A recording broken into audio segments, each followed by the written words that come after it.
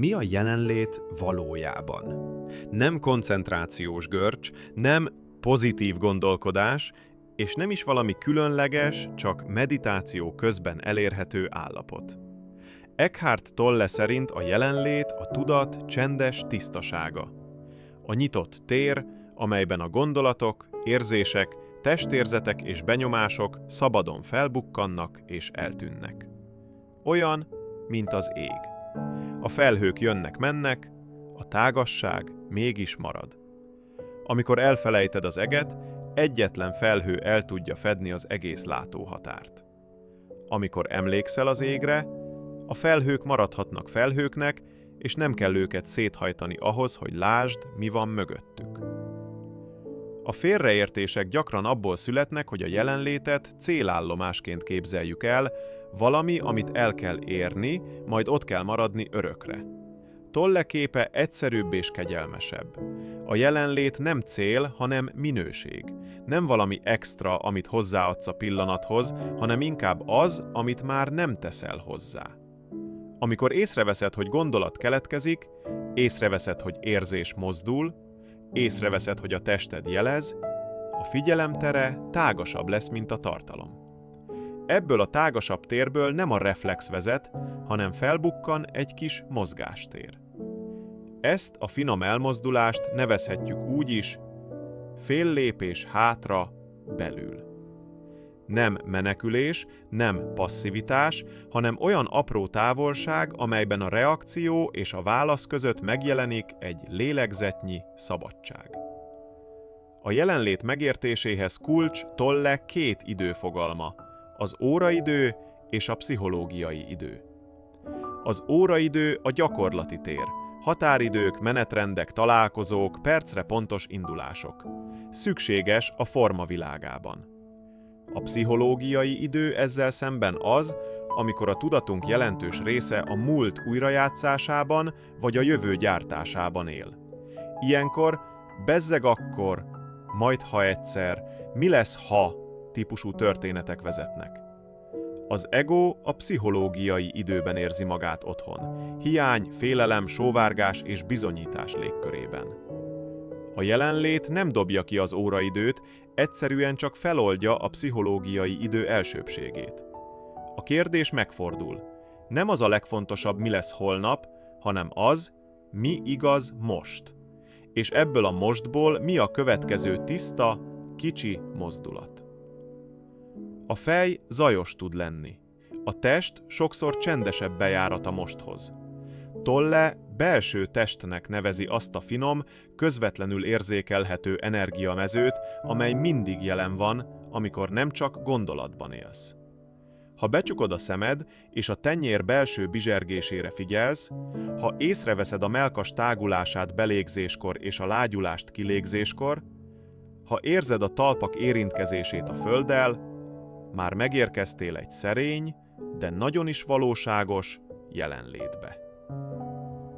Ez nem fantáziálás és nem önszuggesztió. Közvetlen észlelés. Olyan, mintha a fodrozódó felszín alá süllyednél a nyugodt mélységbe. Nem tagadod a hullámokat, mégis kevésbé sodorsz velük. Innen születnek a rövidebb, tisztább mondatok, innen lesz a döntések ritmusa lassabb, ám pontosabb. Egy rövid közbevetés, mielőtt folytatjuk. Miközben a belső test csendjéhez kapcsolódik, érdemes a testet kíméletes, természetes készítményekkel is támogatni. 5% kedvezmény érhető el a leírásban található linken, vagy a képernyőn látható QR kóddal. Ez egy partnerlink, tehát vásárláskor jutalékot kaphatok. És most visszatérünk a tartalomhoz. A jelenlét nem egyenlő azzal, hogy mindig jól érezzük magunkat. Nem kellemes állapotprojekt. Tolle a fájdalomtest fogalmával írja le a felgyűlt, múltbeli érzelmi tölteteket, amelyek időnként aktiválódnak és üzemanyagot keresnek. Ilyenkor a legkisebb inger is drámát kér. A reflex legtöbbször vagy az elnyomás, vagy a rákapcsolás. Menekülünk, elterelünk, vagy kirobbanunk, esetleg önváddal magunkra zúdítjuk. A jelenlét mozdulata ezzel szemben a nem ellenállás. A tény előbb magát a tényt kapja meg. Most fáj. Most sűrű vagyok. Most félek. Most irigy vagyok. Ezt nem követi azonnal címkézés és ítélet, csak 3 lassú kilégzés, a testérzetek tiszta követése, és annak tudatosítása, hogy a második nyíl, a bűntudat, szégyen, önkritika nem szükségszerű. Amikor a tényből cselekszel, és nem a ténnyel harcolsz, a fájdalomtest éhezni kezd. Nincs dráma, nincs üzemanyag. A hullám természetéből fakadóan elvonul. Te pedig közben emlékszel. Nem a hullám vagyok, hanem az óceán, amelyben a hullám megjelenik és eltűnik. A gondolatokkal való azonosulás oldása gyakorlati és jólesően földközeli. Nem kell leállítani a gondolkodást, elég észrevenni, hogy gondolkodás történik. Amikor csendben megnevezed, ami felbukkan, gondolat, történet, következtetés, feltételezés, már keletkezik egy vékony, de erősödő távolság. A tény kontra történet szokása ilyenkor hatalmas segítség. A tény egyszerű és jelenidejű. Melegség a mellkasban, nyomás a torokban, 5 olvasatlan üzenet, 2 mondat elhangzott. A történet ennél több. Általánosítás, címkézés, sorsmagyarázat. Velem mindig ez történik. Ő ilyen. Nem kell háborút indítani a történet ellen. Elég a ténynek adni elsőbbséget, és a következő mozdulatot ebből a tisztább helyzetképből megtenni. A jelenlét a kapcsolatokban különösen kézzelfoghatóvá válik. Nem azt jelenti, hogy minden beszélgetés sima és barázdátlan. Inkább azt, hogy észreveszed a hurkot, mielőtt teljesen magával ragadna. Meghallgatod a másik embert nem addig, amíg a válaszod összeáll, hanem addig, amíg nagyjából vissza tudod adni, amit mond. Kimondod a meleg, mégis pontos határt. Ezt most nem tudom elvállalni. Ebben a hangnemben nem tudok jól kapcsolódni. Szükségem van pár percre, hogy tisztábban halljalak. A határ nem a szeretet ellentéte. Gyakran a legmélyebb igen őrzője. Az önbecsülésé, az igazmondásé, a valós kapcsolódásé. A jelenlétben a vita célja nem a győzelem, hanem a tisztázás. A hang szelídülhet, a mondatok rövidülhetnek, észrevétlenül mégis több igazság fér beléjük. A munkában a jelenlét nem misztikum. Praktikus hatékonyság. Az elme szeret 1000 dologba egyszerre belekapni. A jelenlét visszahoz egybe. Egy feladat. Egy lélegzet. Egy tiszta mondat. A nap átmenetei. Belépés egy szobába, hívás indítása, e-mail elküldése, mintha apró horgonyok lennének a sodrásban. Ott is most van, nem csak a meditációs párnán. A döntések ritmusa megváltozik. Kevesebb a kapkodás, több a felelő válasz. Nem a végső megoldást hajszolod, hanem a következő tiszta lépést teszed meg. Ez a fokozatosság nem gyávaság, hanem pontosság. Az a fajta pontosság, amely kevésbé téveszti össze a félelmet az intuícióval, és ritkábban kever össze vágyat valósággal.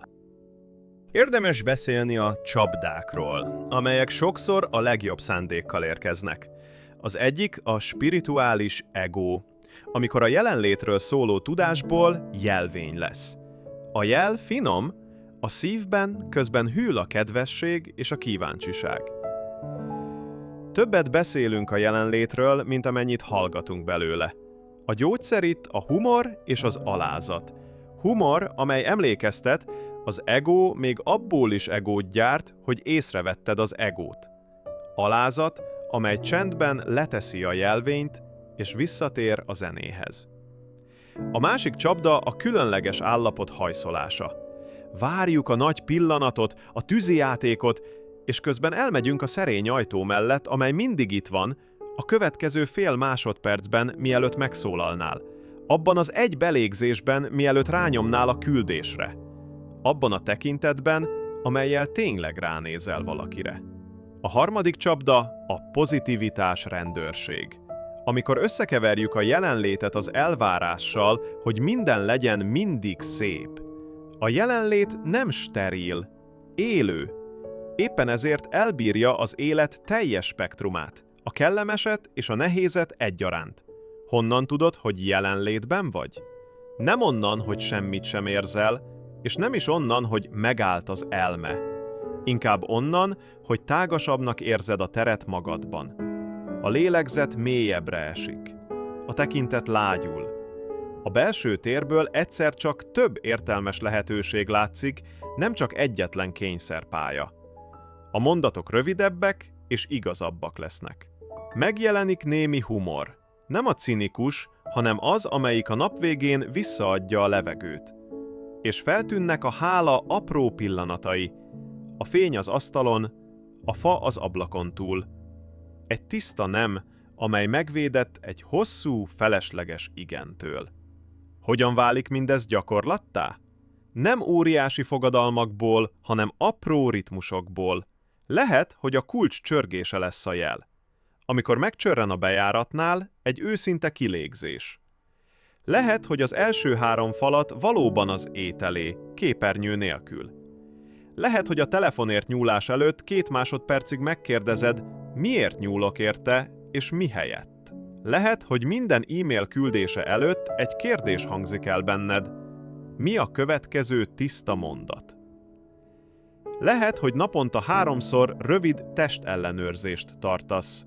Vállak engednek, állkapocs lazul, szem lágyul, mellkas tágul, talpak érződnek.